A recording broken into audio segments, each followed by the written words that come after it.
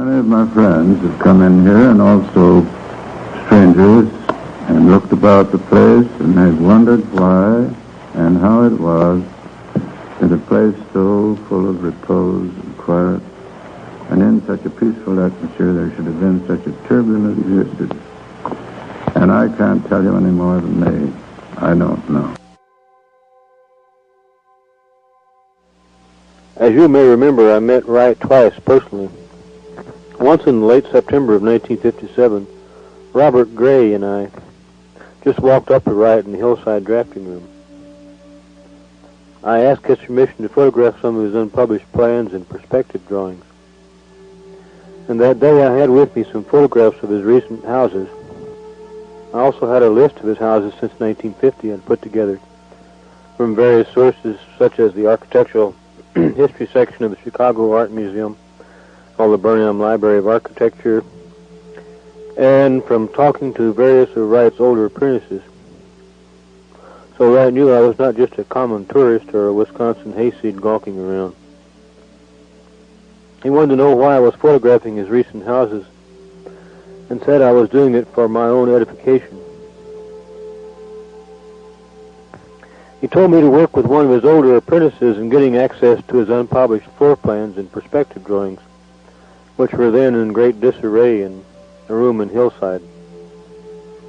Hillside is the building about half a mile south of Taliesin, which is the drafting room.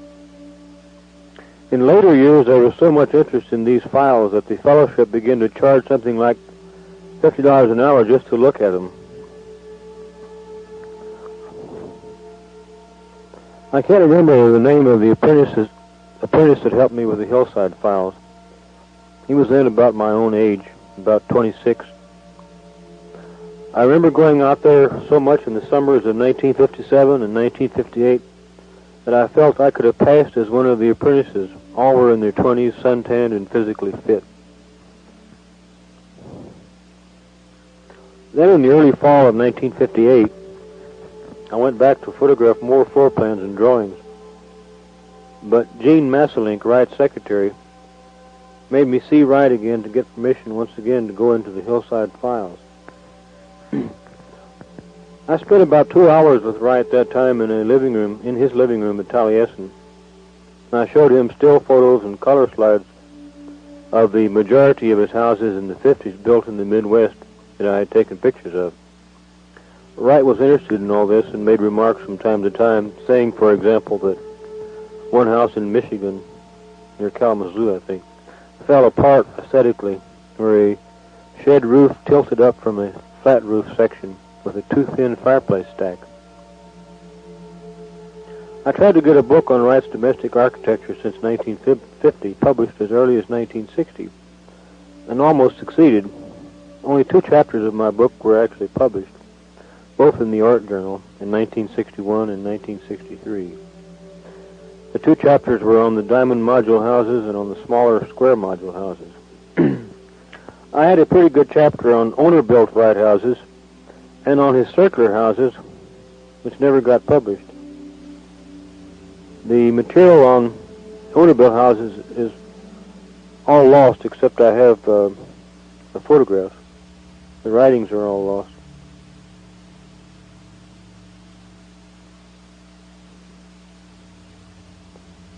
I had a large volume of my own photographs and writings that I had stored in the attic of an apartment house in Madison that was stolen.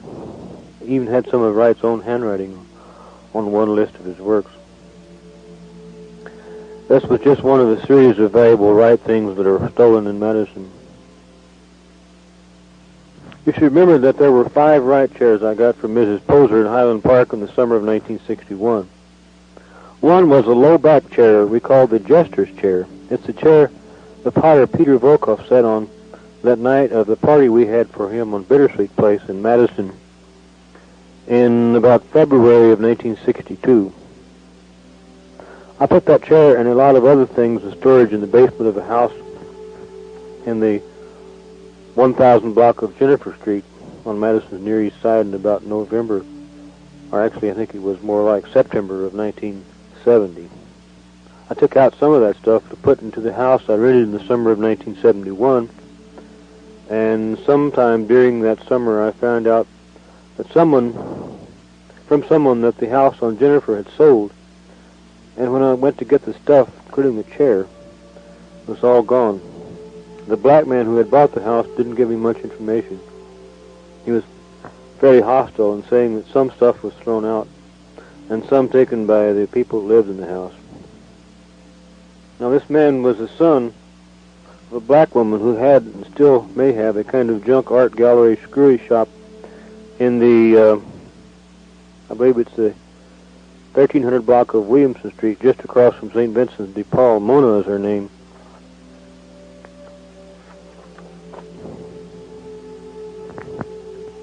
I always thought that possibly Mona had that chair, or that it was thrown out, or that some of the students who lived there had taken it.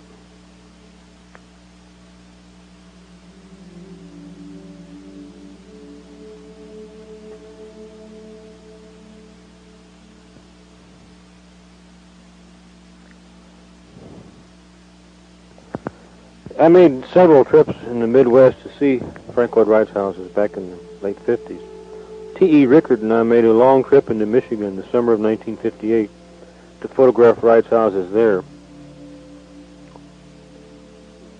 We went all the way to Ann Arbor to see one house and photographed a number around Kalamazoo and so forth. Bruce Roddy, who became an authority on Wright later on, went with us on a Minnesota trip. We also made several trips to Illinois, and I caught a Wright house near St. Louis on the way to Texas, once through St. Louis, and a couple of Wright works in Dallas, the Cleta Humphreys Theater and a rather secret, huge diamond module house, the Gil. June 7 letter. It's rained every day here for at least a week. Did you hear about the severe flood in Austin? Remember that Mexican man that came up to us when you and Milton were in Duncan Park in Austin in September of 1980?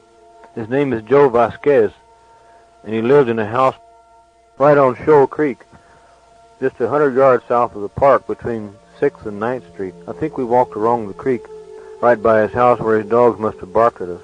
On 6th Street, we turned off into the Ford dealer. My present white Ford truck comes from that Ford dealer. I'm sure Joe's house is not there now, though those Mexican houses have been there on the side of Shoal Creek for most of the 20th century. Joe worked at night, but would probably have been home that night of the Memorial Day weekend when Shoal Creek got up on such a rampage it washed cars down it. I saw a quick television shot of Shoal Creek taken from the 6th Street Bridge. There were several cars in the middle of the creek. I hope old Joe got out alive. The creek in Austin must have flooded many times since those Mexican houses were built, but apparently never as bad as last week. Those floods must have been the reason for the extra 6 or 7 feet of black dirt and caliche laid on top of the lost payroll chest of Santa Ana, which is full of gold coins of Mexico of 1835, buried on Shoal Creek not far above the Colorado River.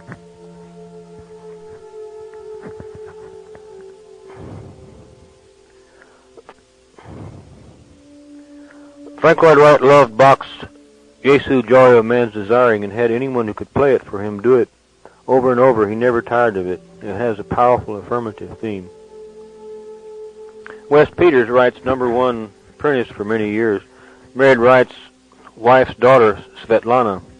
She was killed going to Spring Green from Taliesin one day, on the bridge, I think, over the Wisconsin River. Wright, as you may remember, liked to drive fast at times, and his stepdaughter might have taken after him. Later, Peters married Stalin's daughter. Back in the 30s, old Frank Lloyd Wright didn't have a bank account. He paid for everything in cash if he had the money. He issued his own money called Taliesin scrip for a while during the Depression years and paid workers off in scrip, which they could use to purchase food and so forth from Wright's farm. Once in Madison, a farmer worker on the Wright place jumped him over some disagreement about Taliesin scrip. But Wright claims in his autobiography that he got the best of him. Wright was about 60 at that time. There were stories of some of his apprentices being prepared for fights with the man and his friends in Madison. Wright never liked Madison and took every opportunity he could to lambast it.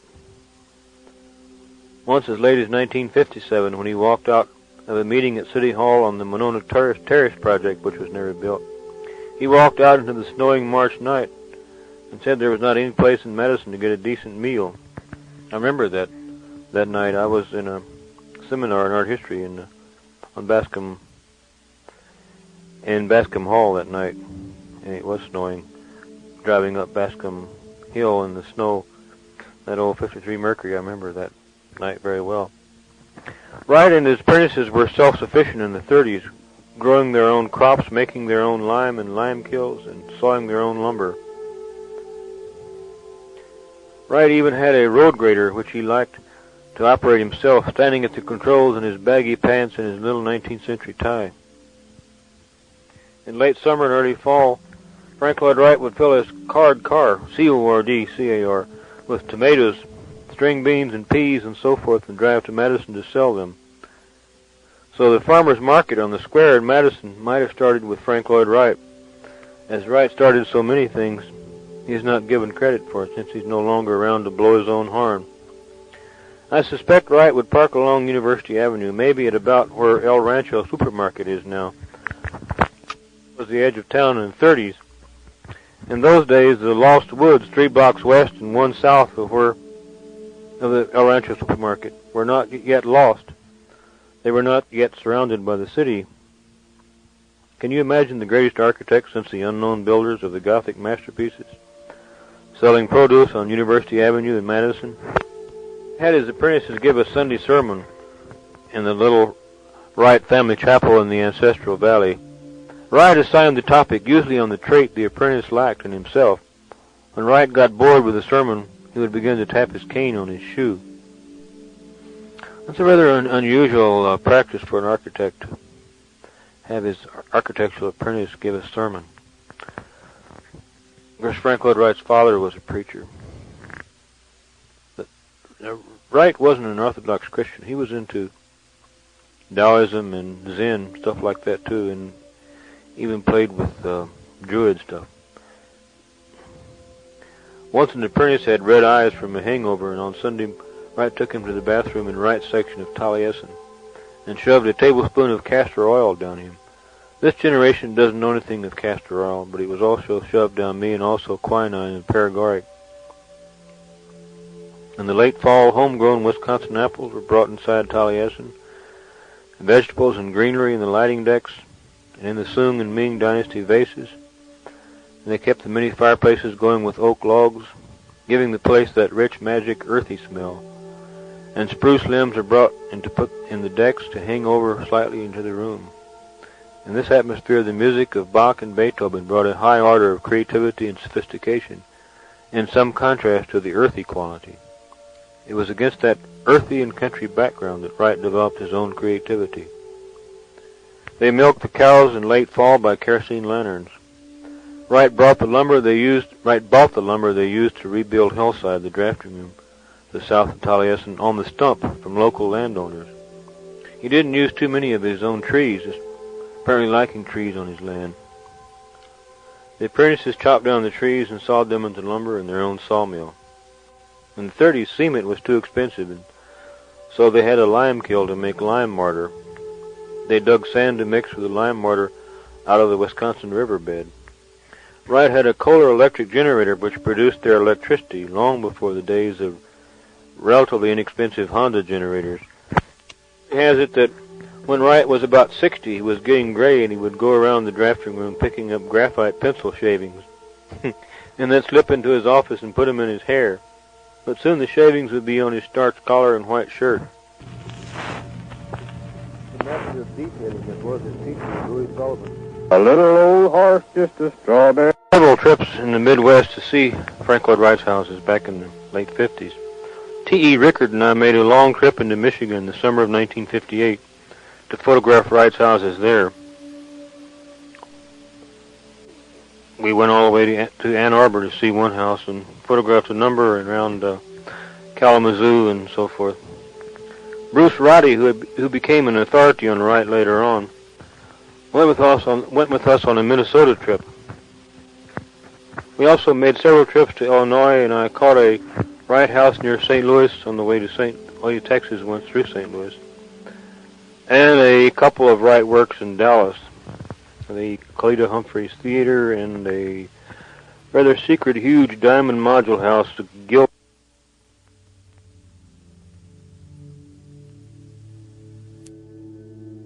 House or Gilmore House or something like that.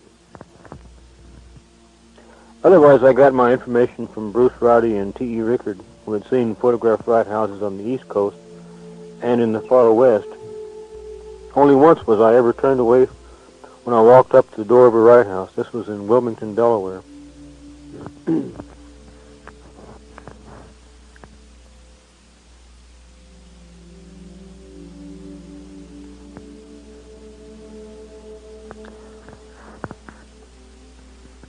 On one trip to Racine, T.E. Rickard and I had gone to see the Johnson Wax Building and some other houses, including Wingspread, which is the Johnson house that Wright had designed. And it was about dark when we were looking for Wingspread, the Johnson house, and we parked some distance to the north of the house. We weren't sure exactly how to get to it. And it must have been about a quarter of a mile north of the house, and by that time it was dark. We walked across, at that time it was a kind of vacant area, a field or woods or something like that. We walked across that in the dark to the house, and there was in the story told by T.E. Rickard at least, there was a night watchman there who approached us when we came up and wanted to know what we were doing out there at night. Told him we were looking for the Johnson house Wingspread, and he said, "You guys must be crazy out here at night looking for Wright houses," and he said we ought to go see a shrink. And Rickard popped up and says, "I got him with me," referring to me, of course. One day when we were at the Wyoming Valley School, 3 or 4 miles south of Taliesin on Highway 23 to Dodgeville, from that turnoff that goes to Taliesin, down by the Wisconsin River, we saw Frank Lloyd Wright drive up in his Mercedes and got out and with cane in hand strode majestically around the place. He had a presence. He walked into the Wisconsin Student Union auditorium for his last talk there in the fall of 1958, and we had gotten there early and were on or near the front row. He walked out and you could have heard a pin drop. He was a commanding man, with some natural grace and presence which he cultivated and added drama to. He walked with a lilt and strode around like King Arthur. I can't remember whether I saw him with his cape on that day at the Wyoming Valley School or not, but I have seen pictures of him with it on and added to his strong sense of majesty and powerful presence. Wright would drive his car to Madison himself back in the 30s and 40s and early 50s, and drive it up to the lawn of the Student Union, get out and go to the Rathskeller, Wisconsin beer hall in the basement of the Student Union, and there I'd get something to drink and run down the university to professors and students sitting around tables there. Wright and his mother had a sense of humor. While they were in Japan, she would call everyday Japanese people by the names of famous Japanese artists. "Please call Hokusaya and tell him to bring my breakfast," or "Get Hiroshige to drive us to the temple." Once Wright wrote his mother, "If you hadn't given me such a big nose, I wouldn't be obligated to keep it so close to the grindstone." Wright's father tried to run a private music school in Madison, but it failed. To the letter of May the 22nd, 1981. Wright's first great style that won him some fame was his prairie houses. In 1902, in the design of the Ward Willets House of Highland Park, Illinois, and in the Hurtley House of Oak Park, he had clearly created a unique style, an organization of floor, ceiling, walls, windows, doors, roof, vertical elements like fireplace stacks, overhangs, fascias, and so forth.